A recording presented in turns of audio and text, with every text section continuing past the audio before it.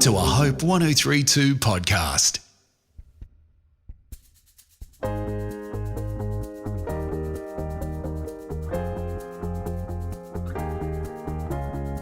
Hello, this is Collett Smart. I'm a psychologist and a teacher, and I'm your host on Raising Teens. As a parent, I know that raising a teenager can be an incredible, exhilarating, and joyous journey. It can also be confusing and really lonely at times. On this podcast, we are going to be joined by well-known experts where we chat about some of the most common questions that I get asked about raising teenagers in my own work.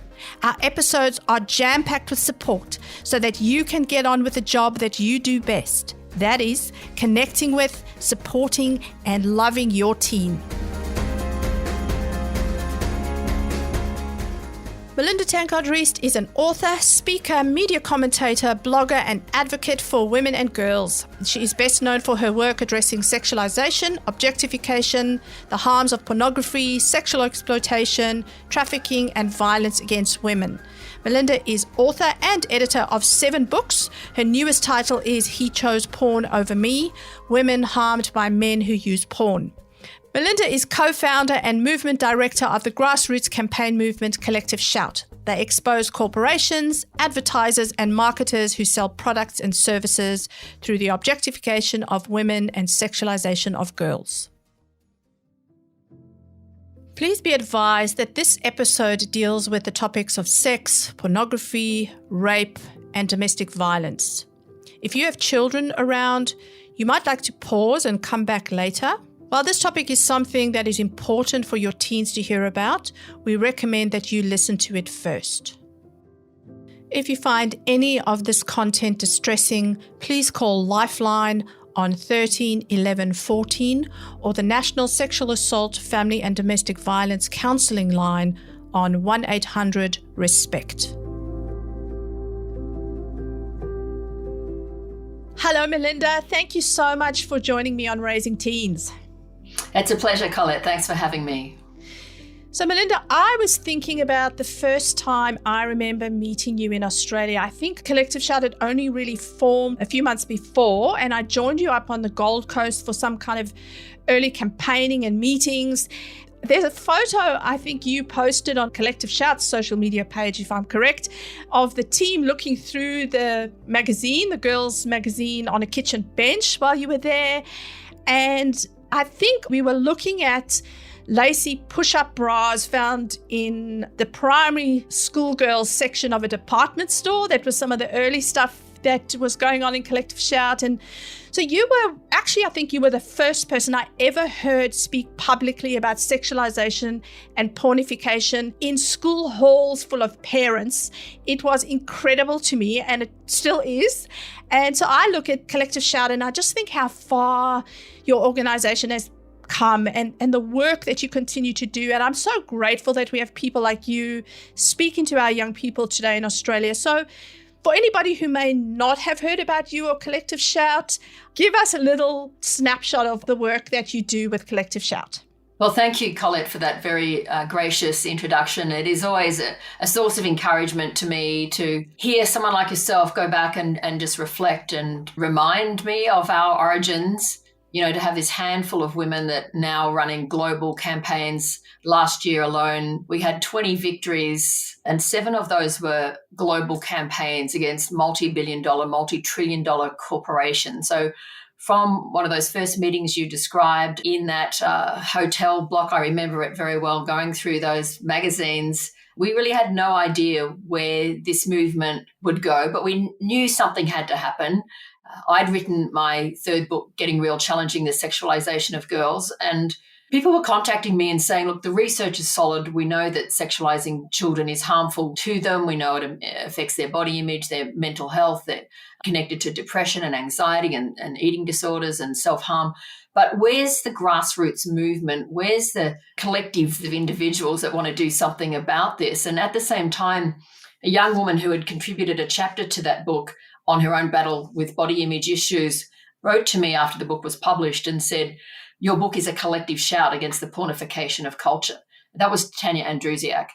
And Tanya's words just leapt out at me. And I thought, gosh, I need an excuse to use those words. So that's really how the movement was born. And then all these women came out of the woodwork and said, we think there needs to be a movement against the pornification of culture and sexualization of children. That's how we launched 12 years ago, and now running global campaigns. We help people to protest. We help them to understand the harms of these things, but also how they can act personally and collectively to change them.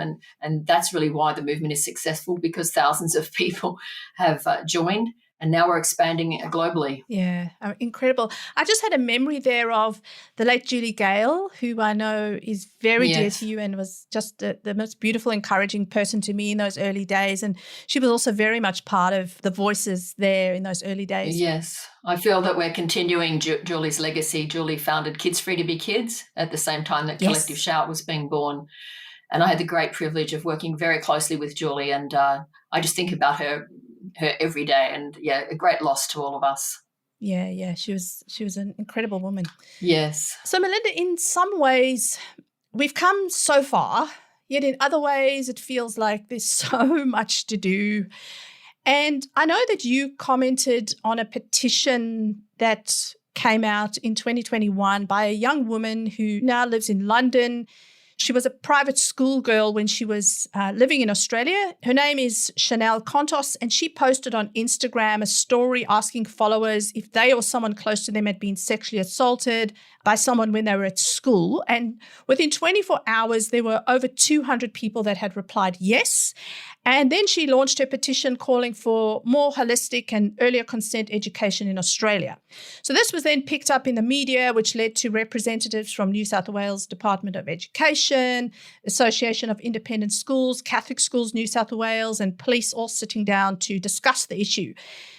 At the time of recording this podcast, the petition is now at about 45,000 signatures, and her website has hundreds of stories of young women talking about their experiences with sexual harassment, sexual assault, coercion. Some of these young women are girls of 13 or 14 years old. And I know, Melinda, you wrote about this petition in the ABC, and you said that the stories echo what you have been hearing for more than a decade in hundreds of schools. I know it was hard for me to get a time to do this interview with you initially for a little while, which I'm happy about because you were in schools all over the country. And so in light of the fact that you've literally just stepped off the plane speaking with teenage girls, tell me about what you have heard and what worries you the most. Yes, thank you for that opportunity to share the lived experiences of young women. Those experiences are getting worse, and they're getting worse younger. And I didn't think they could get worse, but they have. So we would routinely have young women telling us that they are touched at school, they are groped, they are sexually harassed, they are pressured to send nudes, they are sent dick pics that they haven't requested. They describe pressures to engage in sex acts that they do not want, including at school. A big theme has been young girls, year 7, asking us to tell the boys to stop talking to them about the porn they watched the night before.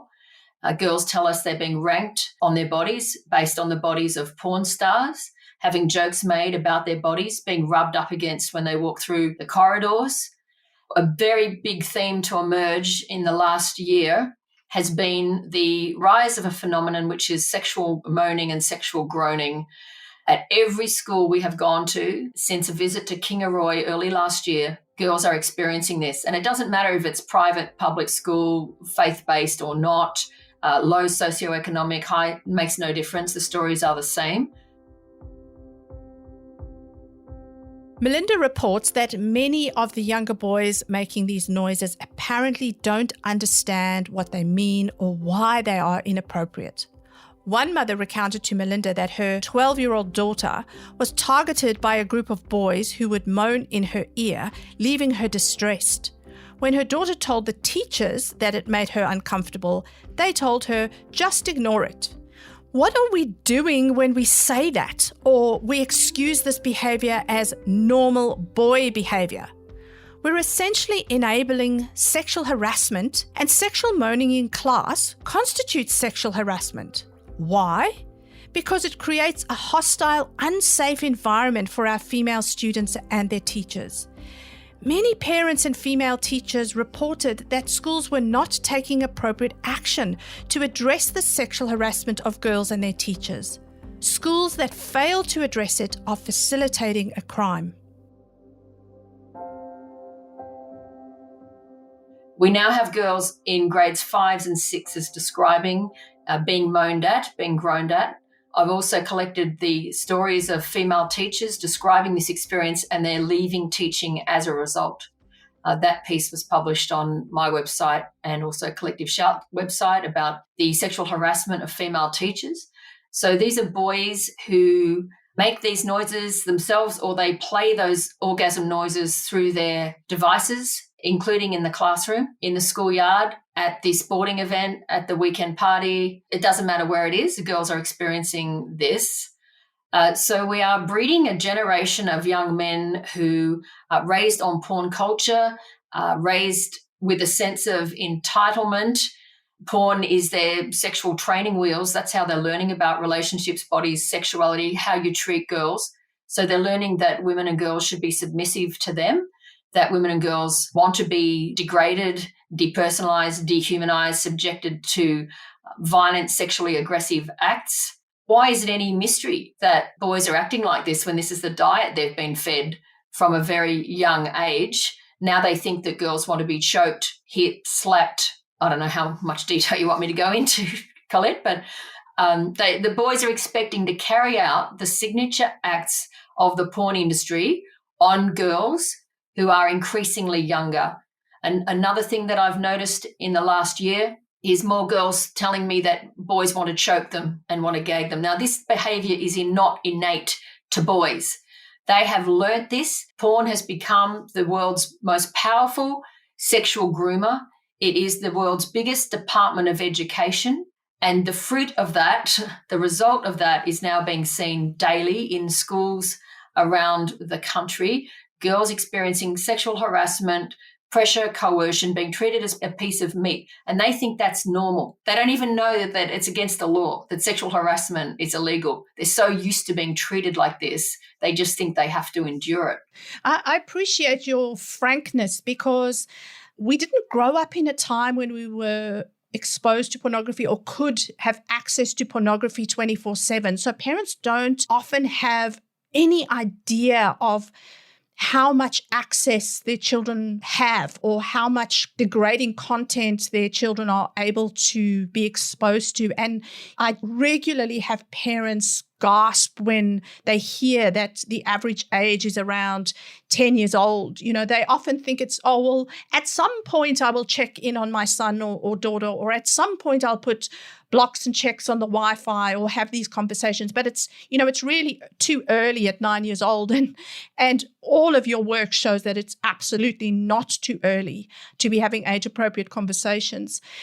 I especially appreciate how you challenge the simplistic view of consent in your blogs and your articles. I've seen you challenge the simplistic view and how we're beginning to think about consent education. So I've mentioned the petition, and consent education is really important. We must be having these conversations in light of the stories you've just mentioned. But things like, you know, consent is given when we just hear an enthusiastic yes. In my opinion, that's an entirely too low a bar. And Christine Ember has written an article and an opinion piece in the Washington Post. And in one of her pieces, she writes about how women are unsure if they've consented or not. So they say things to her like, it's not like I was forced into anything or that I felt unsafe, but it didn't really feel good afterwards. And her work also echoes that of Kontos's petition and your work, where she says every single woman that I know has had some questionable encounter, whether it was something like violence or being forced or just kind of, I hated it, it wasn't fun. And so she goes on to say that these are typical encounters that people have entered into, often willingly, in part because consent alone is the standard for good ethical sex. But the experiences that many young women describe sound neither ethical nor good. So who is Christine Ember? Over the past few years, many people have been trying to take a stand against the normalization of sexual harassment. And in March this year, Christine Ember, who's a columnist and author of Rethinking Sex, wrote an article in the Washington Post called "Consent is Not Enough. We Need a New Sexual Ethic." This excerpt comes from Christine Ember's Washington Post article. It reads, "In our post-sexual revolution culture, there seems to be wide agreement among young people that sex is good, and the more of it we have, the better. That assumption includes the idea that we don't need to be tied to a relationship or marriage, that our proclivities are personal, and that they are not to be judged by others, not even by participants. In this landscape, there is only one rule: get consent from your partner beforehand. But the outcome is a world in which young people are both liberated and miserable." She also writes, "Over the past several decades, our society has come to believe that consent, as a legal standard and a moral requirement, could somehow make our most unruly activity more manageable, but it was never going to be that easy." One of your phrases that I really think hits the nail on the head is, "Do we really need to be writing on whiteboards in class? If a young woman is unconscious, you shouldn't have sex with her." So please unpack this whole loaded word of consent. Sure. Well, I unpacked this in an essay for ABC Religion, and I argued that consent cannot compete with the world's biggest department of education, the global porn industry. What you've described there that women are relating is the default of the yes. They don't know how to enforce their boundaries and act according to their values. I have more young women asking me, how do I say no without hurting his feelings? They've been taught that all sex acts are sex positive, that they need to be sexually available, offer themselves sexually. That's where their value is. That's where they'll get compliments and accolades. They should always be available for sex, and that degrading, depersonalized sex is actually empowering. They've been sold a lie. You know, there's a theme, a trending genre on TikTok, which is called Kink Talk, with 6.2 billion views on this platform. And there you'll see teens promoting choking, whipping, bondage, sadism and submission. 15-year-olds are depicted fantasizing about being choked. Girls are showing themselves covered in bruises from rough sex. And this is what they are being taught that sexuality should look like. So they expect to be hurt. They expect it to be painful. They don't expect intimacy, tenderness, you know, a slow build-up, a slow discovery. They don't even know how to articulate. I was speaking to a 15-year-old about her first sexual experience, and all she could describe was how much he enjoyed it and what a good time he had. She couldn't actually articulate what it was like for her, because she said, "Oh, well, he had a good time. I must have looked okay because he seemed to enjoy it." For a lot of these girls, they just feel like they exist as a masturbatory aid, really, for him to have a good time with. That's it. That's sort of the end of the story. And in regard to the consent education, we commended Chanel Contos for her petition. And as I was reading through it, I realised how many of these young men who were engaging in what was actually criminal behaviour had sat in consent classes already. They'd already had the consent talk. We're not talking about this issue to demonise boys. I have 2 sons, and we have spoken to them about these issues. As parents, we talk about issues like sex and intimacy and what this means, because our boys are being desensitized to sexual harassment through the media they consume. We talk about this with our sons because we want them to hear that much of the sexual behavior in the media is not healthy. We want to help our boys to become healthy and whole human beings. We all want to raise relationally intelligent teens and future adults. Referring back to the Christine Ember article, she says, willing the good means caring enough about another person to consider how your actions and their consequences might affect them, and then choosing not to act if the outcome would be negative. If you are wondering where to start on conversations about relational intelligence, Season 2, Episode 7 might help you in preparing for this chat. I feel that this consent approach now is a sort of a ticker box without exploring, well, what's it really like for women in this culture? Some of the groups that are out there at the moment under the consent and respect banner that, millions of dollars going into consent and respect education. But what is being taught here, like it still seems to me this transactional approach, tick a box, get the nod, get the yes. One group is teaching young people, quote, how to talk dirty during sex. They don't know how to talk nicely yet. And we're teaching them to talk dirty. We're teaching them, bondage, gagging, tying up, safe choking, which can never be safe. Right now in Victoria, 12-year-olds are being taught how to sext safely as long as you ask permission. Where do you think those images are going to end up? This is the predator's paradise right there. And we're teaching kids how to serve themselves up to predators and groomers around the world who are more active than ever, who are inhabiting all the places that our kids are inhabiting online.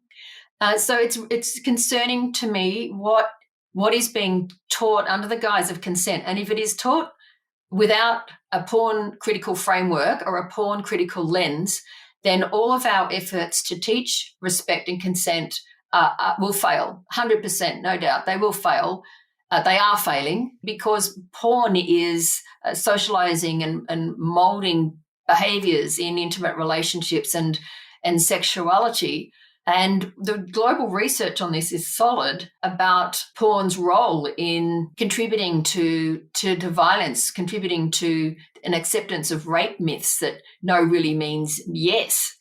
Girls are being reduced to porn fantasy sex props. None of this is going to help them build healthy sexual intimate relationships.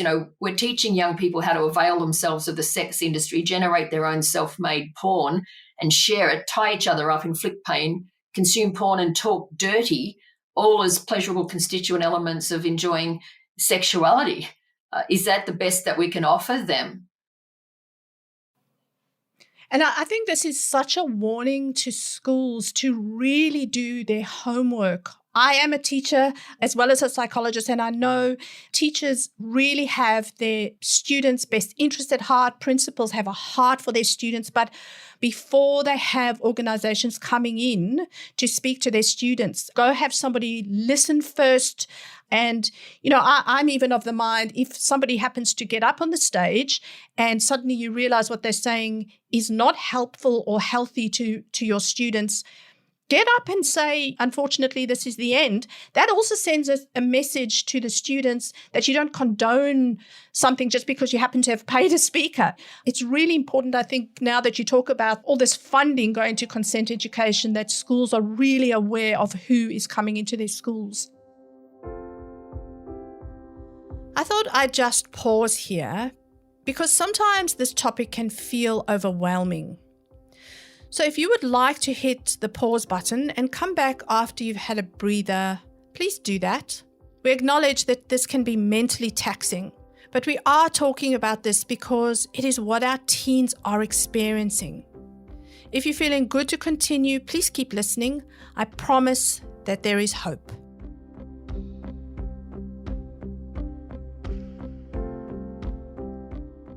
Melinda, congratulations now on your new book. So your new book is titled He Chose Porn Over Me.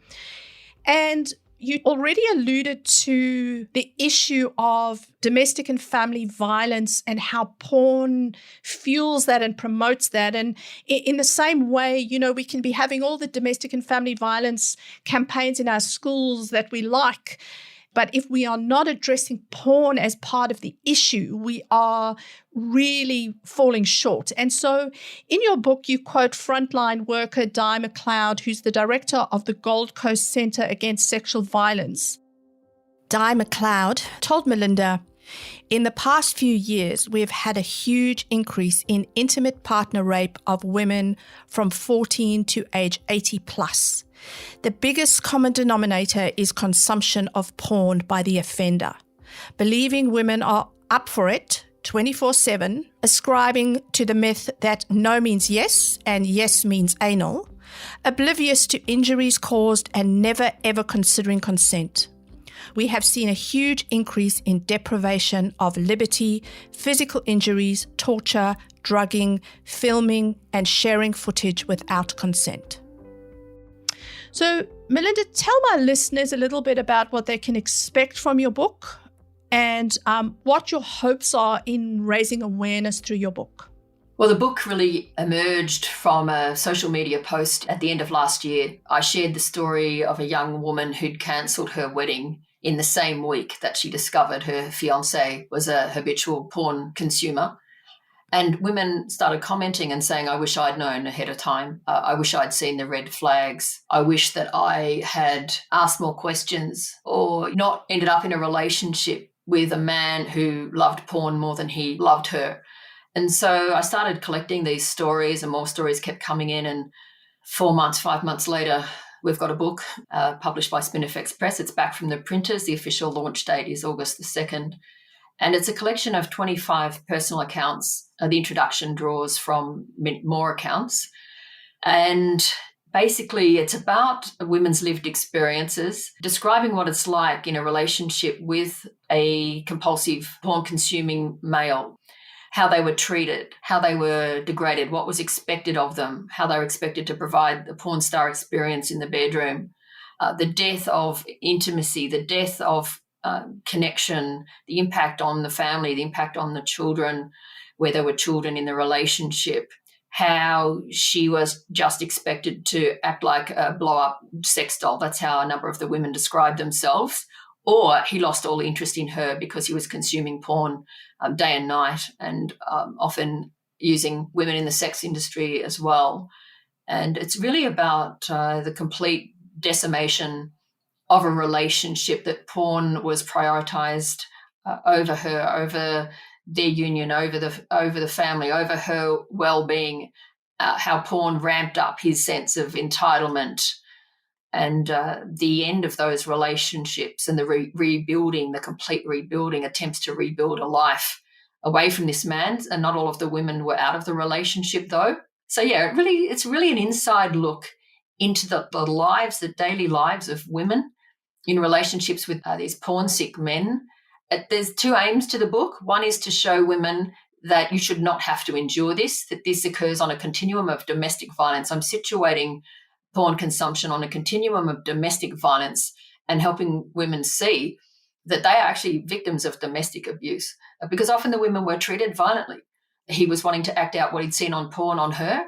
2 women describe near-death experiences from choking and other injuries. So it's a warning. It's to say, one, you don't have to stay in these relationships. And secondly, as a warning to younger women, don't date men who use porn. It's not going to go well for you. In the introduction, we have a whole section on so-called advice from sexologists, sex therapists, counsellors, women told, you're hung up, you're a prude, all men look at porn, putting it all on her. Well, look at what you could do better, how you could spice things up, what you could do for him sexually. So many stories like that. A whole range of people that sided with the male at the total expense of herself and her mental, physical, spiritual health. But it's meant to be a hopeful book as well, because give us some hope, please. How did you get on this show, Hope FM? So, yeah, look, I think it's a hopeful book in the sense that most of the women discover a life afterwards and rebuild and reconnect and reclaim themselves. They'd relinquish their entire self and identity in this relationship. They discover new parts of themselves. They discover that a new life is possible and that they shouldn't have had to completely sacrifice themselves. And so, I think there is some hope in the book, and each contributor offers advice to other women as to what worked for them, what helped them. And there's a whole section of resources at the end. And I've only included resources and suggested sources of help that the women themselves recommended. They are in the book. So it's meant to be a helping book. Yes, it describes horrors. It's an ordeal to read these stories, but there is light at the end of the tunnel. And if a few, women can be saved from these harmful, hurtful, degrading, debasing relationships and choose something better, that will be a great outcome. Yeah, thank you. So coming back then to teenage girls, in the opening you have a quote by a teenage girl who approached you. You describe it as the ornate hallway of a private college. And as the crowd dispersed, she said something about her boyfriend who was watching porn, and she said, "We're in love. He struggles with porn. Do you think it's okay to stay with him?" How, Melinda, should schools address this issue what do they need to be doing better? Gosh, well, firstly, understanding the problem, understanding the harms of porn and how porn is grooming their students. I feel for teachers. I mean, they have to be across issues now that even 5 years ago, they didn't really have to be across. They have to be IT gurus, they have to be guidance officers, welfare officers. They have to understand, big tech, and they're already under so much strain and pressure. So I don't want this to appear critical.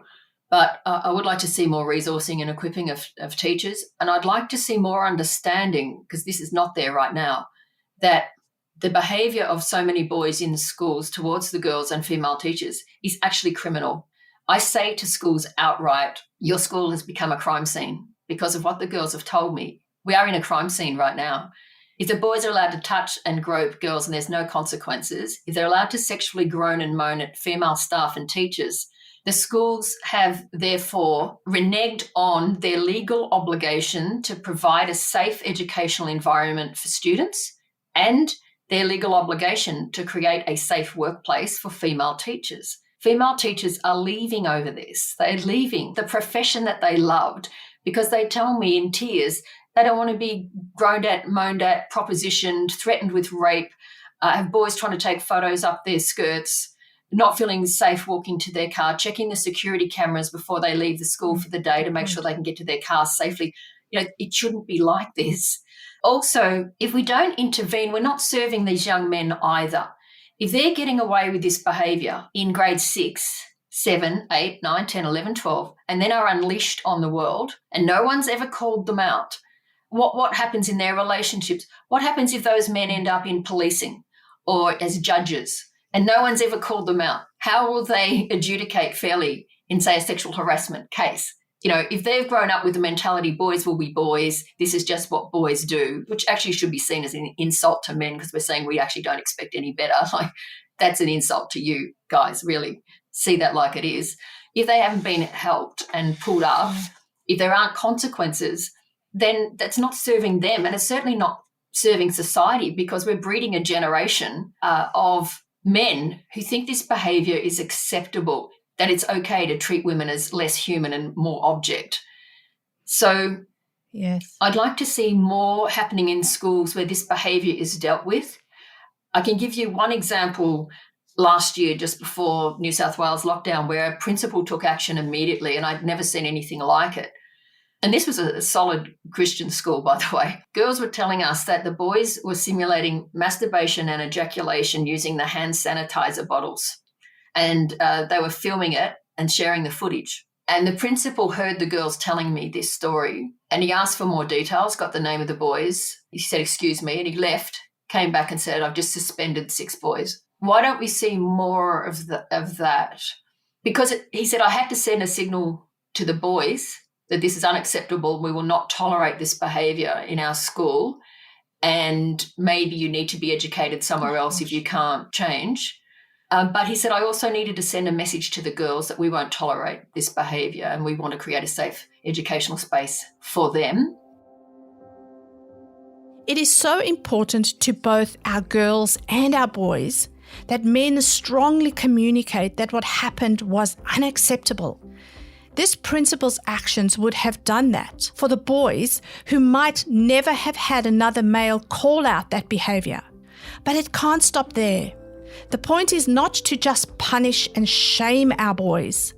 They also need strong male role models who then come alongside them and show them what healthy, respectful interactions with women look like. There are links to resources on this topic in the description. So I'd like to see more action. I'd like to see more equipping of schools. And I need to say, positively that the response is off the charts. The response to our combined presentations, Daniel's and mine, is it's just extraordinary. And the schools love it. The teachers love it. The parents mostly love it.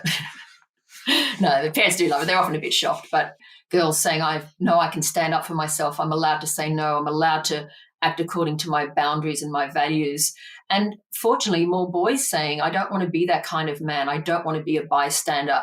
I don't want to live according to the scripts of porn culture. I want something better for myself, for my friends, for my relationships. And that's deeply encouraging. We have teachers saying we've never seen so many boys stay back afterwards during recess, during lunch, to talk more, to disclose, to get help, to get referral if they've got a problem with porn. And, it is very encouraging and wonderful to see the number of young men that are demanding something better. And I believe that our generation has really screwed this up, but it'll be the next generation that can choose something better and can turn this around. We also have a new offering, which is a combined presentation. So we address the girls separately, then the boys separately, and then we bring them together to workshop, what can we do together to change this? It's going to take everyone. And, it helps build the empathy. It helps them humanize each other. It helps them have a better understanding. Well, what's it like for you living in this world? What pressures are you under? How can we work together to change toxic culture? And the outcome of those workshops is just a privilege to see. It really is.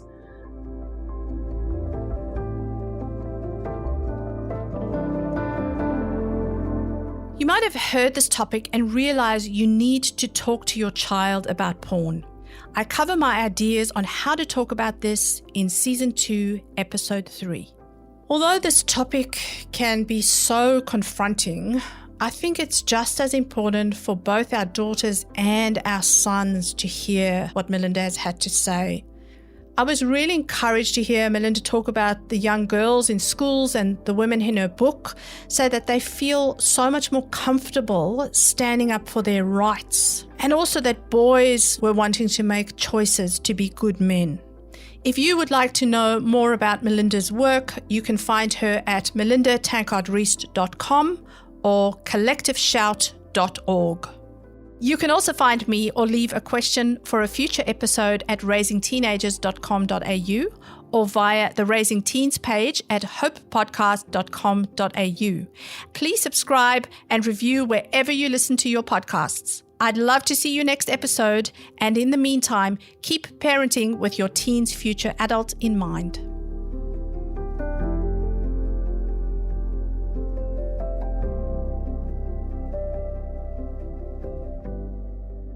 This episode of Raising Teens was hosted by Collett Smart, produced and edited by Alec Green, additional reading by Laura Bennett, imaging by Lucy Weil, and social media by Beth Rivers.